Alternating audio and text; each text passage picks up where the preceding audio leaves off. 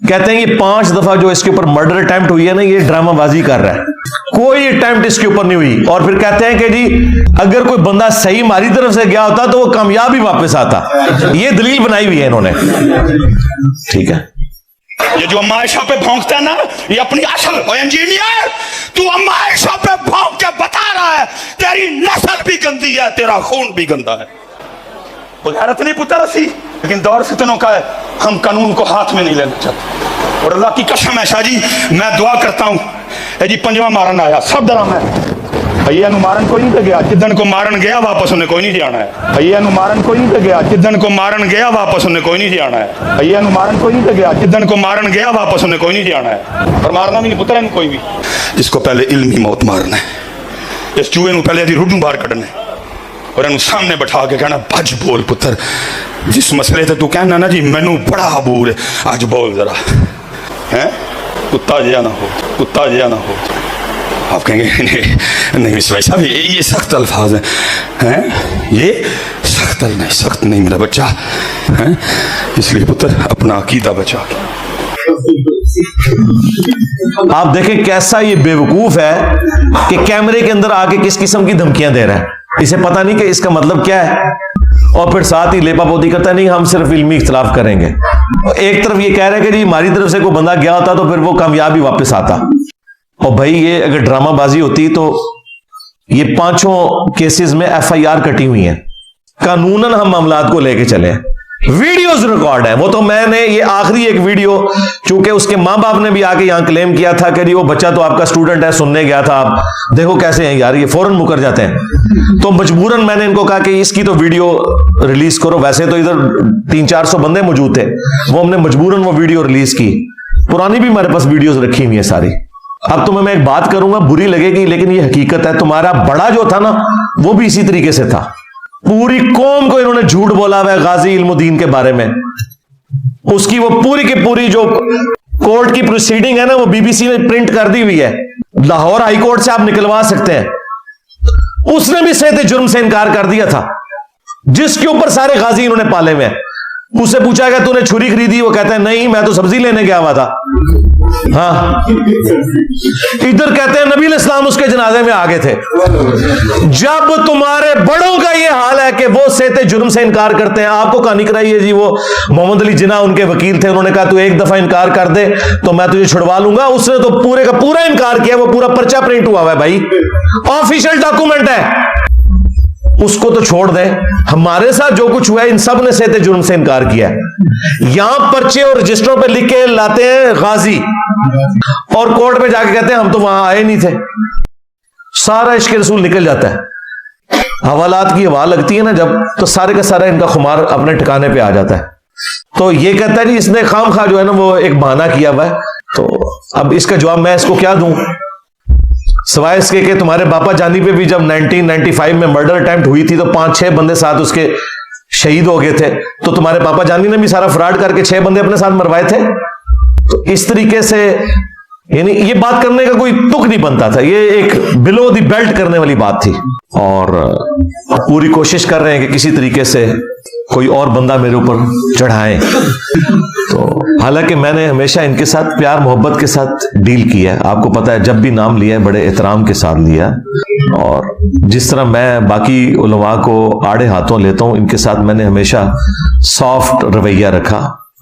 सूफी आदमी है, शरीफ आदमी है बेचारे, और ठीक है उनका एक जरिया माश है, लेकिन अब उनको किसी ने बता दिया है कि भाई ये काम करने से, जाहिर है जी मेरे भाई ये बंदा साइकिल पे आया था, इसकी पूरी हिस्ट्री हमें पता है। क्योंकि ये जहां पे जुमा पढ़ाते हैं ना, वो वापडा कॉलोनी की मस्जिद के अंदर, वहां के नमाजी इनके मुंह से मेरी तारीफें सुन सुन के अल्लाह के फजल से रिवर्ट होके यहाँ पे आ चुके हैं। तो ये बंदा साइकिल पे आया था और आज इनके पास गाड़ियां देखें, ये सब कुछ दीन से कमाया है। तो बल्कि आप इस वीडियो में भी देखें कि वो जब मेरे ऊपर चीख रहे हैं और गाली गलोच का मामला कर रहे हैं, तो साथ उनके एक पीर साहब बैठे हैं, उन्होंने 5,000 का नोट निकाल के उनको दिया और उन्होंने वो ले लिया। मिर्चे लगे हैं इधर। उस चूहे ने कमरे से बाहर तो आना कोई नहीं इधर। उस चूहे ने कमरे से बाहर तो फिर मैं की करना, कोई महीने डेढ़ बाद ना पूछल से पैर रख छड़ना। मैं पूछल से पैर रख के अपना काम करता रहना, वो भी भुड़कदा रहता है। तो कोई महीना डेढ़ लंघ गया ही, पूछल से पैर रखे, लो जी शाह साहब की मौजूदगी च मैं फिर रख चढ़िया जिधर हैं जी। हाँ, उसको जरा अपनी वो अकेडमी में ना उसको जरा बड़ा तड़फदा है जी। उसी दौरान चलो बंदा थोड़ी शर्म या करता, बाद में ले लेता कि यार ये मतलब वो असल में वो 5,000 का उन्होंने फ्यूल डाला था उनके अंदर के और बॉल, ठीक है। लेकिन मैंने आपको पहले भी बताया कि मैं वो नहीं हूं कि इनके बोलने से दब जाऊंगा। जितना ये बोलेंगे मैं उतना ही बोलूंगा जवाब में, ताकि अवाम को एजुकेट करूं। ये सिलसिला इन्होंने ऑलमोस्ट 2018 के अंदर शुरू किया था, जब ये इनकी पहली वो वीडियो मशहूर जमाना आई थी।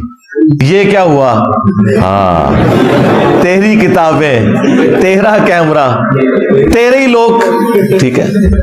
वो उस वक्त जो ये वीडियो आई थी ना, वहां से सिलसिला शुरू हुआ था। और उसमें उन्होंने कहा था कि कभी बुलाना हमें भी, ठीक है, और उसे लाइव चला, ये सारा कुछ उन्होंने कहा था। तो मैंने उस वक्त भी कहा था कि आप अकेले आ जाएं और अपने साथ सिक्योरिटी गार्ड कोई लाना है वो ले आए, कोई मौलवी ना साथ लेके आए। उसकी वजह यह कि हमें आप पे एतमाद है कि आप शरीफ आदमी है, बात समझ लेंगे। मौलवी तो बिका हुआ होता है, चूंकि आपने खुद कहा कभी बुलाना हमें भी।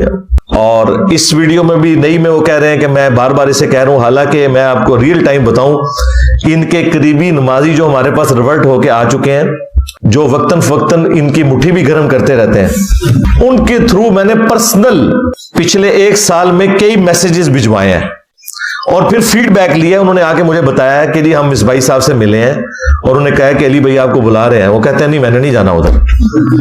आप देखें कि वो जिस तरह हमारे पॉलिटिशियंस करते हैं कि कैमरे में कोई और बयान देते हैं और कैमरे से हटके और बातें करते हैं। अब ये कैमरे में फिर कह रहे हैं कि मुझे बुला, हालांकि मैं तो इतने अरसे से इनका इंतजार कर रहा था कि आप आ जाएं, आप पे हमें एतमाद है। आपसे पहले एक ही बंदा था कराची वाला जिसे हमने बुलाया था, और वो भी जिस तरीके से आए उस तरह आपने नहीं आना। आप इतवार वाले दिन आए, इंशाल्लाह मुलाकात भी होगी, बैठ के बात कर लेंगे, कोई मसला नहीं इंशाल्लाह ताला, अगर आप वाकई सीखना चाहते हैं। और यहां आने की भी जरूरत नहीं है, वीडियोस में सब कुछ अवेलेबल है। लेकिन चले, तो मैंने उस वक्त भी इनको कहा था कि आप आ जाएं, और इस दौरान जितनी दफा भी इन्होंने ललकारा, मैंने हमेशा कहा कि आप आए, अपना मुकदमा रखें, हम भी आपके सामने अपना मुकदमा रखते हैं। लेकिन ये सिर्फ चीखने के लिए, चिल्लाने के लिए, और उस वीडियो में भी इनका सांस फूला हुआ है और पता नहीं कौन कौन सी गाली है जो वो निकाल रहे हैं मुझे, और मुझे उससे कोई फर्क नहीं पड़ता। मैं चाहता हूं कि ये इस तरीके से चीखें और फिर मैं इनकी पब्लिक को बताऊं कि इनकी चीखें क्यों निकल रही हैं, और एक एक बात का इल्मी जवाब इन्हें दूं, बजाय ये कि मैं इनके ऊपर झूठे इल्जाम लगाऊं। मैंने तो कोई इल्जाम लगाए नहीं, इल्जाम तो इन्होंने लगाए हैं। सबसे बड़ा इल्जाम तो ये है कि ये क्या हुआ, तेरी किताबें, तेरा कैमरा, तेरे ही लोग। भाई ये किताबें अगर मेरी हैं तो आपकी किताबें कौन सी हैं? कुरान, बुखारी, मुस्लिम, क्या ये मेरी और आपकी कॉमन किताबें नहीं है? और कमरा भी ये मेरा नहीं है, तो किराए पे है, ठीक है। और लोग तो बिल्कुल मेरे नहीं, सारे ही आपके थे। आप में से रियल टाइम कितने लोग हैं कि जो दावत हक कबूल करने से पहले बरेलवी थे? जरा हाथ खड़ा करें। मिसबाई साहब ये देख लें आप। हाँ। और आप में से कितने लोग ऐसे हैं, बस नीचे कर लें, जिन्हें मेरा तारुफ नेगेटिव हुआ था, पॉजिटिव नहीं, नेगेटिव। हाँ, अब ये वो लोग हैं कि जो बाकियों के लिए भी एक निशाने इबरत है कि इन्हें नेगेटिव आपने तारुफ करवाया। आपसे मुराद तमाम हमारे जो मुखालफीन हैं, तो हमें तो उसका फायदा हुआ है। मुझे क्या जरूरत है कि मैं इसके ऊपर कोई दुख का इजहार करूं? मुझे आपकी आखिरत के साथ प्यार है।